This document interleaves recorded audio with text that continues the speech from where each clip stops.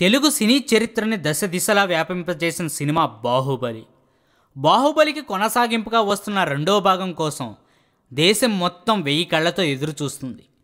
Audio function భారీగా పెడతారని ఎదురు చూసిన జనానికి ఇది ప్రీ రిలీజ్ ఫంక్షన్ అని చెప్పి ట్రెండ్కి తగ్గట్టుగా ప్లాన్ చేశాడు దర్శక ధీరుడు రాజమౌళి. అయితే ఈ ఫంక్షన్ని రామోజీ ఫిలిం సిటీలో భారీ సెట్టింగ్స్ మధ్య భారీగా ప్లాన్ చేశాడంట.